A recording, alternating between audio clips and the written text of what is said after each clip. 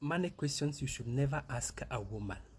Question number 1, never ever ask a woman how much she earns. Yani wewe, yani unataka kumpima, sio? Question number 2, never ask a woman who is financing her lifestyle. Yani unataka kumaanisha kwamba yeye hajiwezi, lazima kuwe na mtu hapo kando mwenye ana finance lifestyle yake. Uko serious? Question 3, never ever ask a woman kile unamuona nacho whether ni chake. Anakuja na gari, unaanza kumuuliza hii gari ni yako? Yani kwa nini unafikiria haiwezi kuwa yake? Why? For surely. Yani why?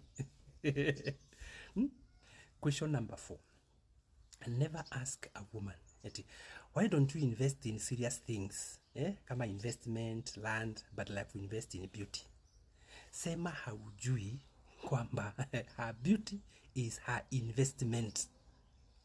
Question number 5, never ask a woman, atunamuuliza hauogopi you will end up alone na utajiri wote?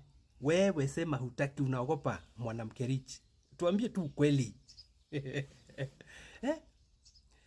Question number 6, never ask a woman whether all her bills are being paid by a man. Yani 25th century na bado una stereotype watu wewe. Yani uko serious?